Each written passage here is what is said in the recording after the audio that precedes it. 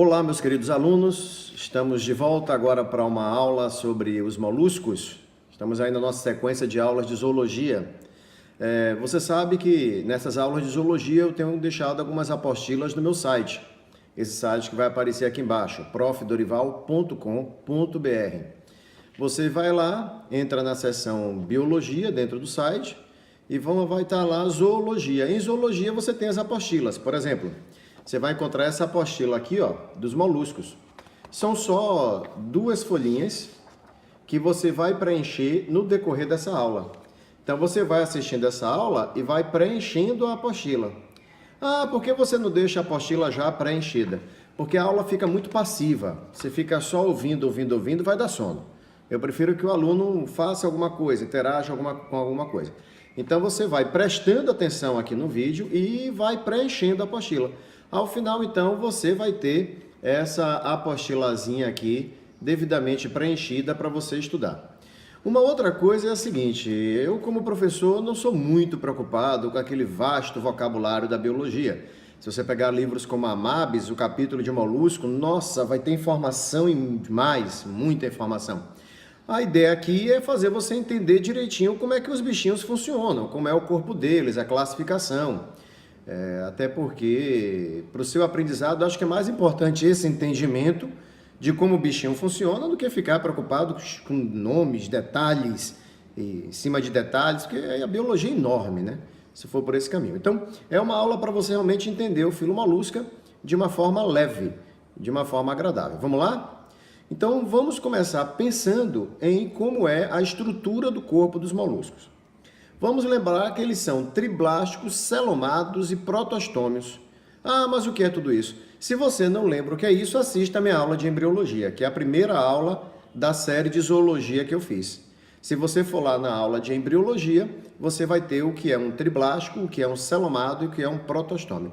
Esse é o primeiro filo triblástico, celomado, protostômio que nós estamos estudando. Os moluscos também têm um corpo dividido em cabeça, pé e massa visceral. Cabeça, pé e massa visceral. Essa é a divisão do corpo do molusco. Vamos ver o que significa isso? Cabeça, pé e massa visceral? Vamos pegar aqui esse caracolzinho como modelo. Veja bem, a cabeça, óbvio, tá ali, ó. Ali a cabeça. Tudo bem? O pé, claro, vai estar na base. Olha ali o pé. Esse pé, inclusive, é musculoso. Se você botar uma lesma, um caracol para andar sobre o vidro e você olhar por baixo, você vai ver que ele tem umas ondas de contração, ele vai contraindo em onda e isso vai empurrando o animal para frente, né? Repare que quando a lesma anda também fica um rastro, porque ela produz um visgozinho para deslizar melhor. Então esse pé aí é musculoso. No caso de um gastrópodo, como esse aí, ele vai ajudar a andar. Mas você vai ver que tem moluscos que o pé ajuda a cavar. O pé vai ajudar a cavar para ele se enterrar na areia da praia. Nos cefalópodes, como a lula, como o polvo, os pés são os tentáculos. Então isso varia, mas está lá o pé. Cabeça, pé e a massa visceral, ou também chamado de saco visceral, que é essa região que abriga os órgãos internos do molusco. Então o saco visceral ou massa visceral vai abrigar os órgãos internos. Então tá aí, a divisão do corpo do molusco básica é essa. Cabeça, pé e massa visceral. Vamos seguir em frente. O que mais? Essa massa visceral ou saco visceral é revestida por uma estrutura que nós chamamos de manto ou páleo. Manto ou páleo. O que é esse manto, então? Esse manto é uma dobra da epiderme e ele desempenha várias funções. Por exemplo, é um manto que secreta a concha.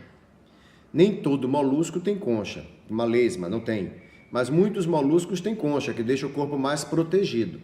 E quem secreta a concha é o manto, além de realizar outras funções que já eu te mostro.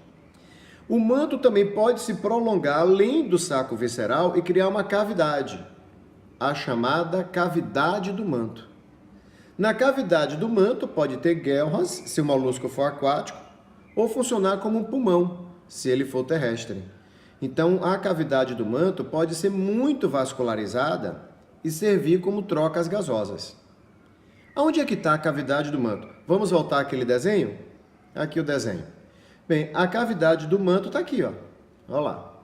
Então, ela pode ter essa função também de trocas gasosas. Ela vai ser muito vascularizada e ter essa função. Eu disse para vocês que o manto secreta a concha e pode também ter outras funções. Uma função interessante dele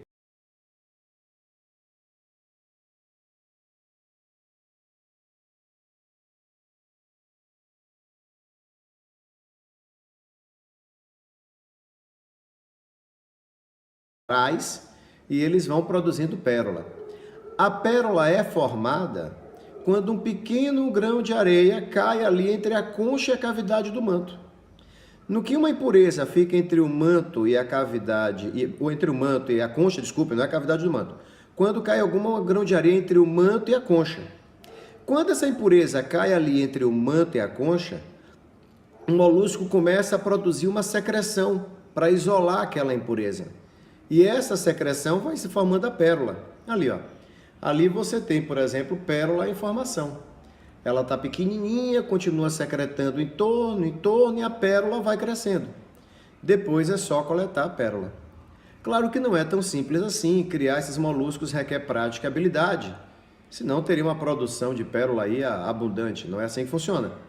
Mas de qualquer maneira o molusco é o manto que produz a pérola por esse mecanismo. Cai uma impureza entre ele e a concha e ele vai produzindo uma secreção em torno dessa impureza e assim forma-se a pérola. Tudo bem? Uma coisa interessantíssima sobre os moluscos. Eles são os primeiros animais a possuírem um sistema circulatório. Veja, você já estudou porífero, quinidário, platelminto e nematelminto. Nenhum deles, criatura, tinha sistema circulatório. O primeiro a possuir sistema circulatório são os moluscos. Com um detalhe, o sistema circulatório deles é o que chamamos de aberto ou lacunar. Sistema circulatório aberto ou lacunar. O nosso não é, por exemplo. O nosso sistema circulatório é fechado. Por que nós dizemos que o nosso é fechado? Porque o nosso sangue está o tempo inteiro dentro de vasos sanguíneos. O seu sangue entra no fígado, ele passa por dentro do fígado, mas sempre dentro de vasos sanguíneos. O nosso sangue está sempre dentro de vasos. Então, nós temos um sistema circulatório fechado. Molusco não, é aberto ou lacunar. Vamos dar uma olhada? Bom, digamos que nós temos aqui esse molusco. Repare como tem vários pontos aí que os vasos sanguíneos não se completam. Eles estão afastados uns dos outros. Por exemplo, aqui, ó. Repara essa região.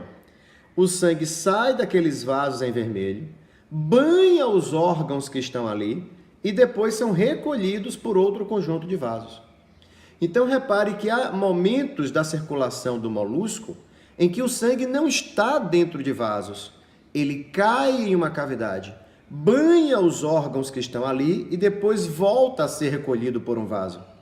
Chamamos isso de sistema circulatório aberto ou lacunar, porque o sangue não está o tempo inteiro dentro de vasos.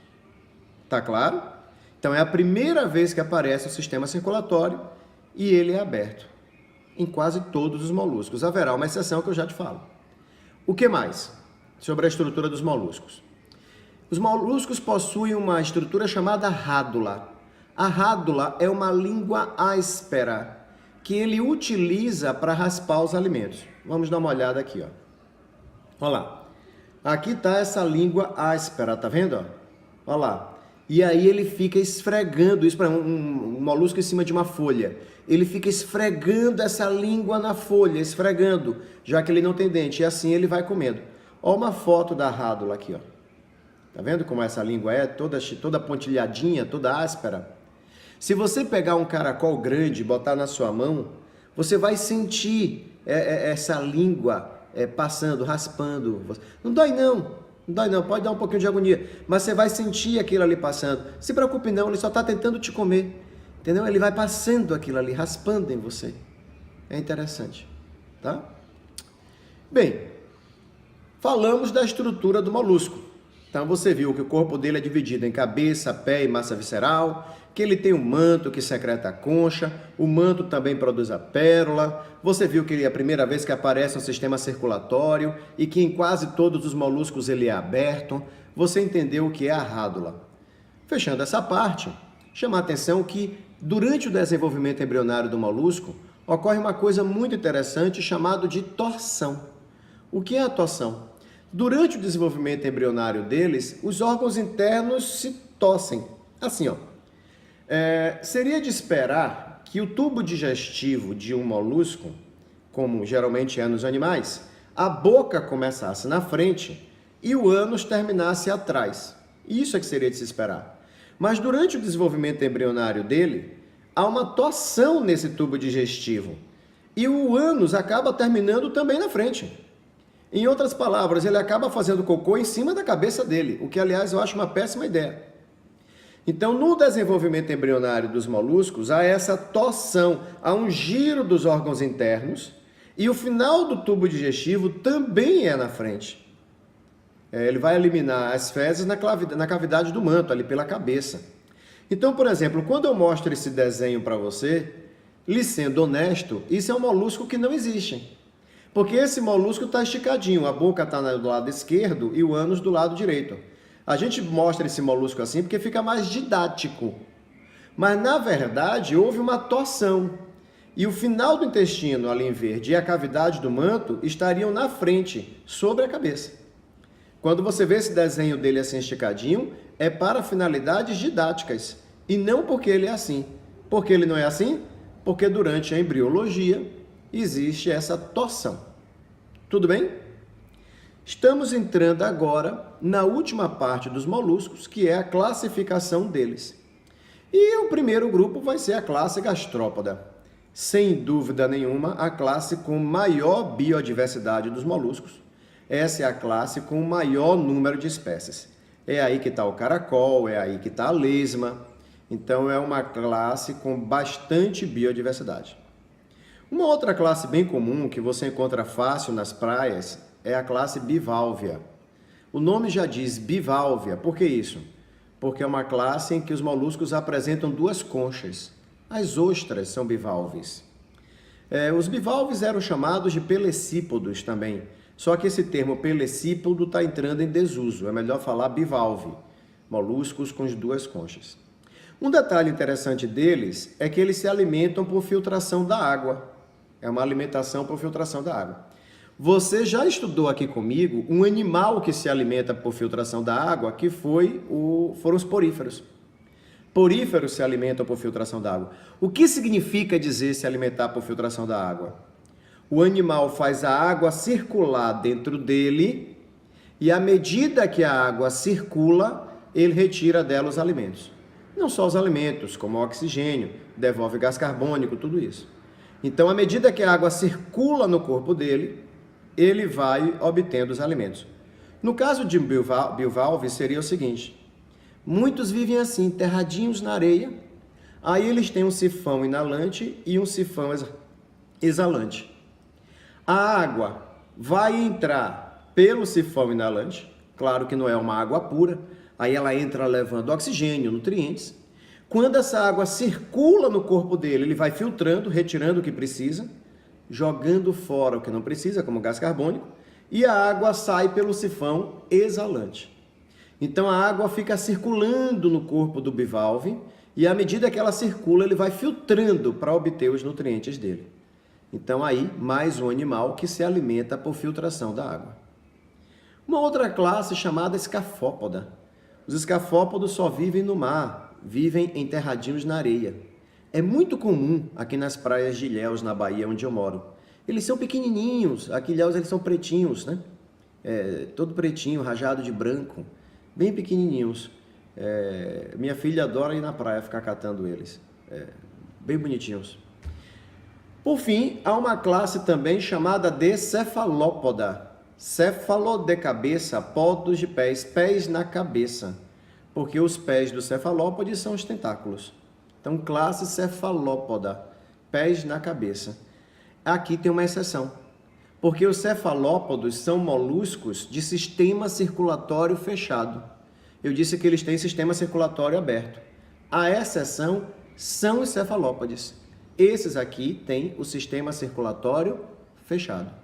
Animais lindos, como o polvo, lula, a lula gigante é incrível, são os mais complexos invertebrados que existem. animais incríveis, os cefalópodes, alguns muito bonitos, ok? Muitos deles produzem uma tinta, quando eles se sentem ameaçados, ele lança essa tinta preta na água, não faz mal nenhum, não é tóxica, não tem veneno, nada, mas essa tinta preta assusta o agressor e ele foge, entende? Vamos lá, para terminar, como é a reprodução deles? Muitos têm desenvolvimento indireto. Quando nós falamos que o desenvolvimento é indireto, é porque tem uma fase larvar, e essas larvas são chamadas de trocófora e véleja. Em muitos, você tem a trocófora, e aí essa larva muda de fase, dando origem a uma nova larva chamada de véleja. Bom, espero que você tenha entendido. É um filo simplesinho, a apostila está aí para vocês. Espero que você tenha preenchido no decorrer da aula. E aí você vai ter um material de estudo sintético, mas que vai dar para você entender como é esse filo, que não é tão cobrado assim. É um filo que não é tão exigido, mas é bom você saber pelo menos o básico dele, como nós vimos aqui. Um grande abraço para vocês.